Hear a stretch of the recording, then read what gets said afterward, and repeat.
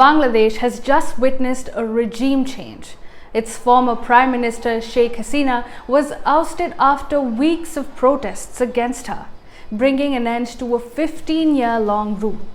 The collapse of her government happened slowly and then suddenly, and she's blaming the United States for it. So did the US really topple Hasina?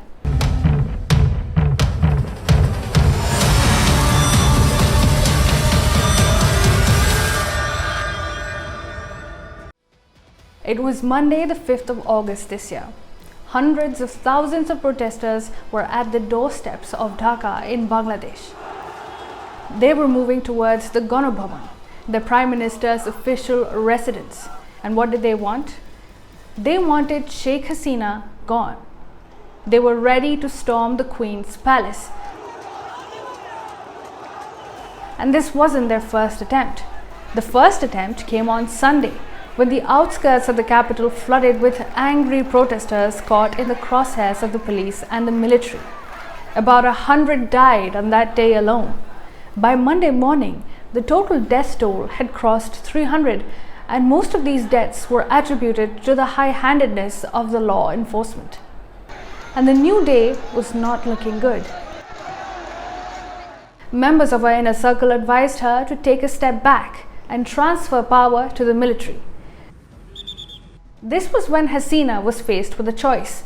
Either she could crack down harder or she could resign, handing over the reins to the military. Well, at first, she chose the first option. Tighter curfews, internet curbs, a countrywide shutdown of Bangladesh. But there was a problem. The law enforcement agencies were no longer using force to stop the deluge of protesters. Hasina made frantic calls for about an hour to convince officials to keep the approaching tide at bay. Frustrated, she reminded them of loyalty and of trust. After all, Army Chief Wakar is her own relative. But they all had one view. They could no longer protect her rule. It was clearer now that her time was almost up. The sea of protesters was only 45 minutes away, but Sheikh Hasina did not relent. She was not convinced. That's when her family stepped in. When her sister and her son spoke to her, she finally agreed to resign. But resigning wasn't enough anymore. It was time to leave everything behind: her seat, her house, her country.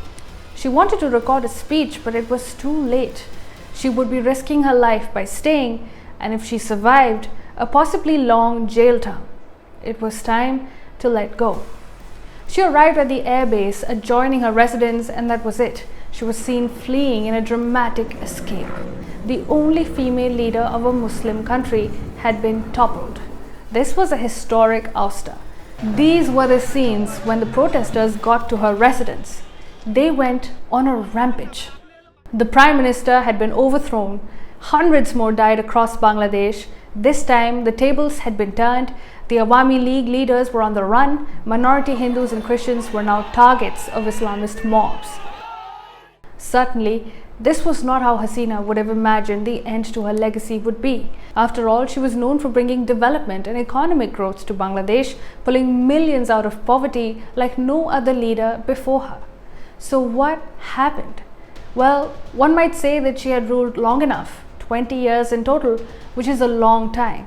She faced anger and anti-incumbency. But what was the trigger? Then one might say it was the quota issue. But the quota issue began with a court ruling, not by Hasina's order. And the Supreme Court struck it down, so it was no longer a problem.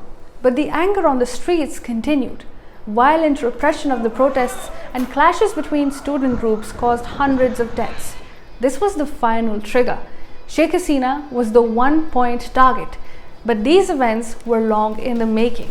This had all the makings of a color revolution. Now wait. Didn't Hasina plan to make a speech before she left? What was she going to say? Well, it was not just a defense of her actions or a reminder of her family's legacy. Parts of this alleged speech landed in the media, and there it was, the mention of the United States. You see, Hasina blamed the US for her ouster.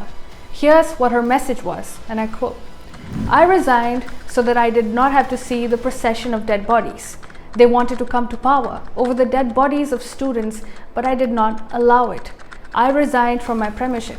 Now, here's the bombshell. Sheikh Hasina said, I could have remained in power if I had surrendered the sovereignty of St. Martin's Island and allowed America to hold sway over the Bay of Bengal.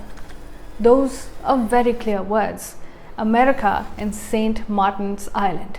Perhaps she felt that she had nothing to lose anymore, so why not take some names? The story did the rounds globally. But hours later, her son Sajib Wazed, who lives in the US, said that these reports were all false and fabricated. So what's the truth?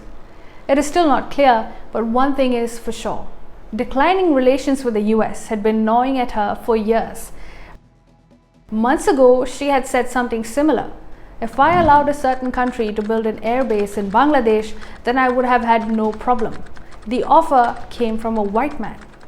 She had even stepped up in the parliament and said that the US was attempting a regime change op against her, similar to the Arab Spring. So what was the US really doing? Well, from the outset, the Biden administration had been taking an awfully keen interest in Bangladesh, bringing up democracy, calling for free and fair elections, imposing sanctions, engaging with the opposition. The US did it all, especially since 2021. It imposed sanctions on the Rapid Action Battalion over human rights violations. It restricted visa access, denying visas to those it believed were undermining the election process. Bangladesh was also not invited to the US democracy summits in 2021 and 2023.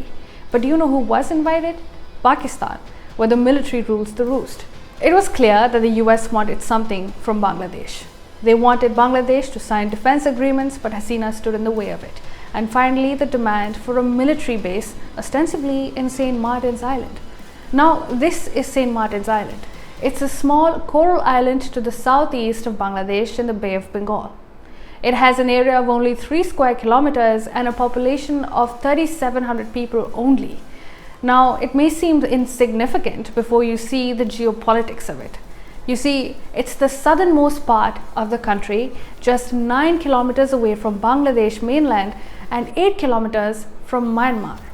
That's right, Myanmar, a nation embroiled in chaos, facing crippling sanctions from the US, where the military junta is fighting off an array of rebel forces, where weapons flow in and drugs flow out freely, and where China stands exposed with its soft underbelly.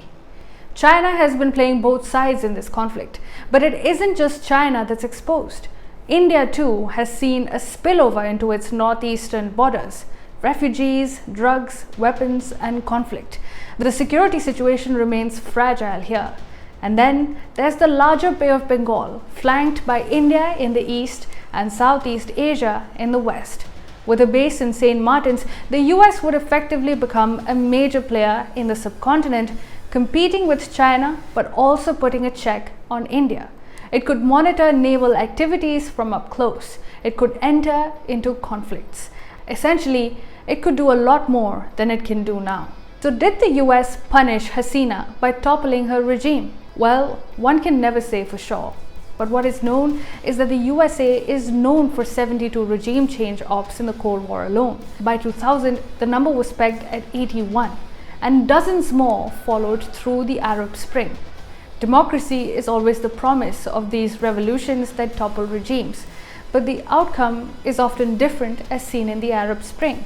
One autocratic ruler is swapped for another one.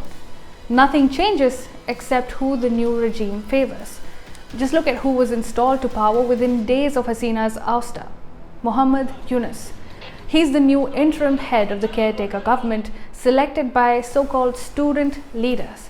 An exile leader who fell out with Hasina a decade ago when he tried to set up his own party and was allegedly part of a plot to replace her.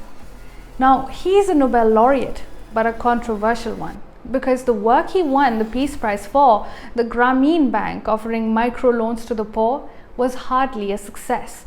It imposed very high interest rates, giving way to a new breed of loan sharks, and faced charges of bribery and corruption. Yunus was in fact convicted and went into exile in Paris. But Yunus remains a darling of the West. You see, he and the US establishment go way back. He has been close to Bill and Hillary Clinton for more than 2 decades.